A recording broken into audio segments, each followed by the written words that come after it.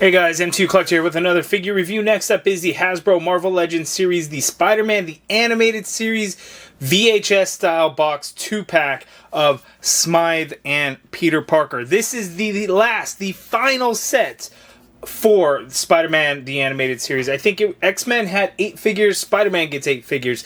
The difference with Spider-Man is there's only 4 releases because each one was a 2-pack. So we got Spider-Man and Carnage, Doc Ock and Aunt May, Green Goblin and Mary Jane Watson, SMYTHE and Peter Parker. Not exactly the mix that I would have wanted, but I am happy to get them all. Like if I had my option, I don't think Spider-Man and Carnage was necessary. I don't think Green Goblin was necessary. Doc Ock absolutely was. Aunt May, sure, why not? Mary J. Watson, hell yes. SMYTHE, okay. Peter Parker, yeah. But if I'm being honest, this is not the Peter Parker that I wanted. This is the blazer and jeans Peter Parker version. I wanted the polo, the green, purple, white polo thing, whatever the hell that he was wearing. That's my Peter Parker. That's my guy. When I think of the show, that's the Peter Parker that I think about. But I will tell you, this figure is actually really damn awesome. So I am happy to get it. SMYTHE is cool. He's interesting. It's a little weird. His feet are kind of thin. It's a solid 2-pack for sure. But again, I would have picked like Chameleon, would have been cool because a very specific look for Chameleon. A Mysterio would have been nice. But it is what it is. We got SMYTHE and Peter Parker for the final set. It's unfortunate that there are only going to be 4 releases. I would like more. I would like to see it continue. But alas, we are at the end of the road. Looking at the box, you can see there SMYTHE versus Peter Parker. Look at the back of the package. It just kind of shows the 2 figures there. It doesn't show the full loadout as far as what they come with. But, well, I guess it kind of does. For Peter Parker, it shows the camera that he comes with. He also has thwip hands for each, you know, but is he wearing the web shooters when he doesn't have sleeves? Like, that doesn't really make sense, right?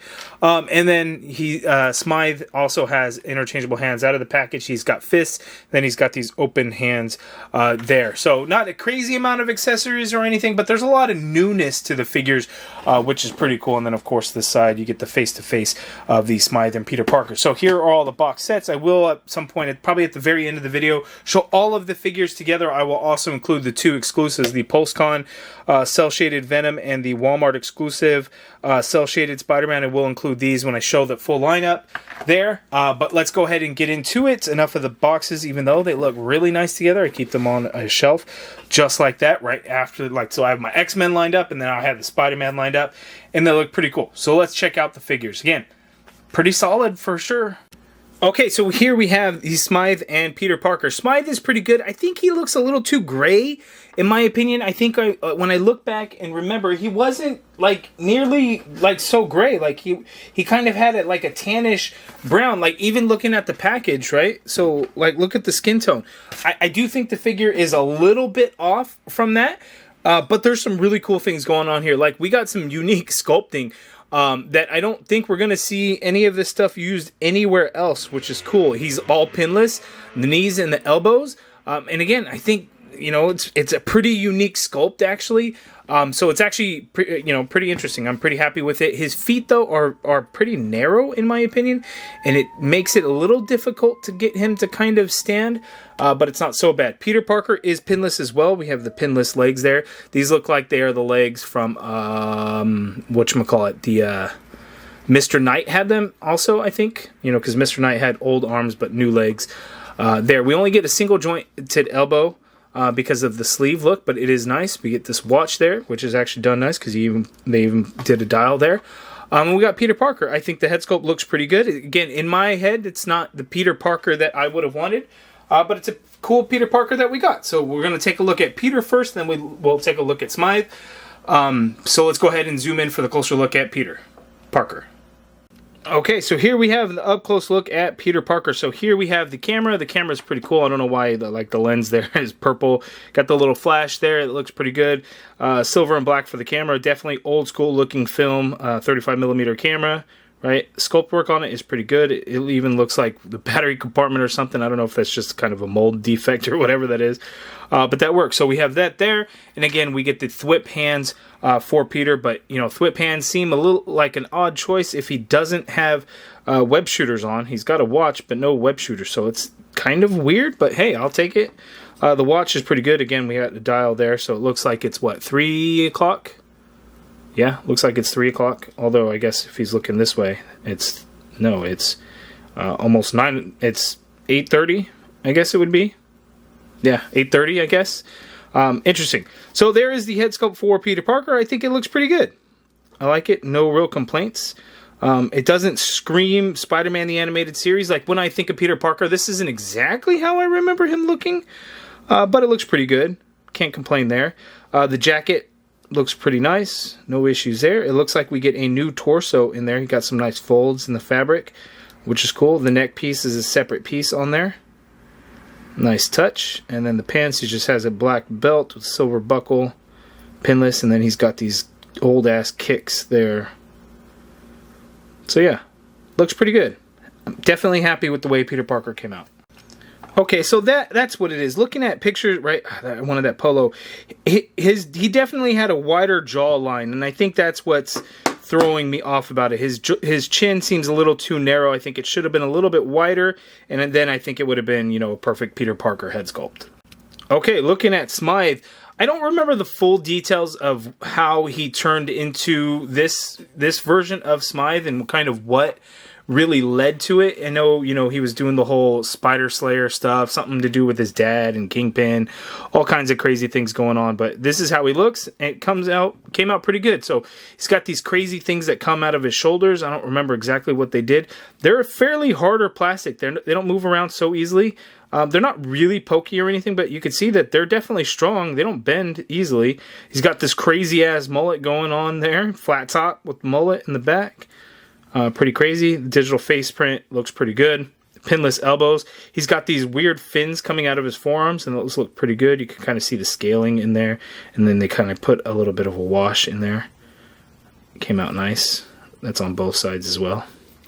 And then his lower half, it was kind of a scaly look, so you could see the texture in the whole lower body. So it's not exactly like a scale look, but it does give it some texture, which I think came out looking pretty good.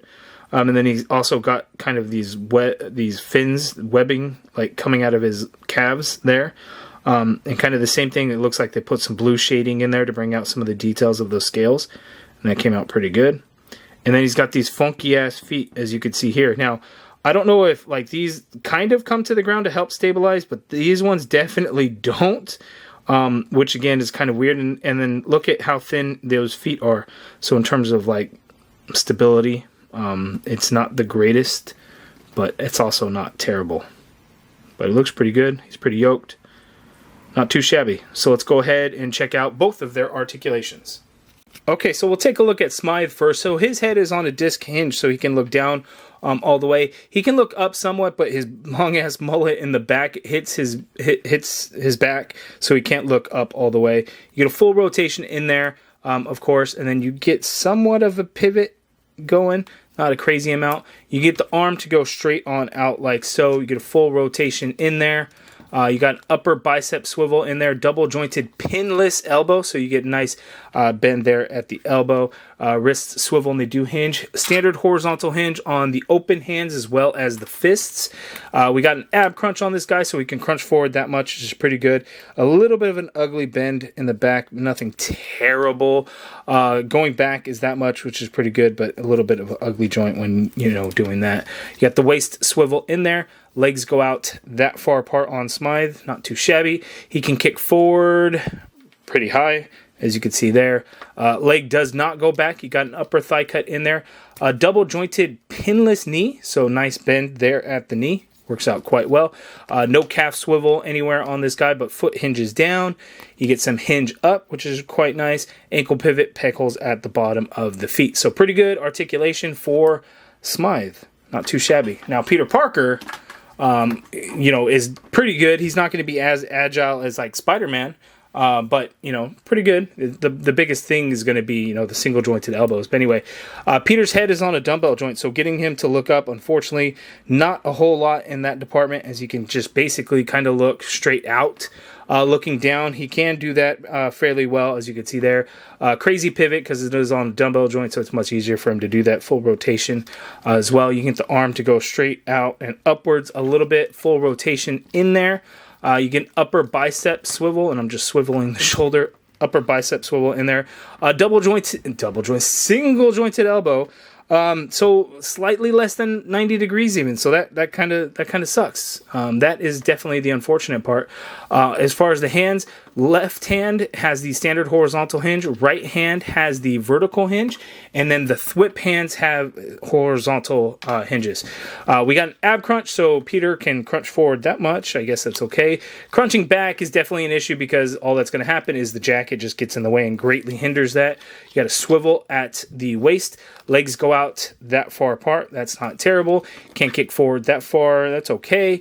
Leg doesn't really go back. You got an upper thigh cut in there.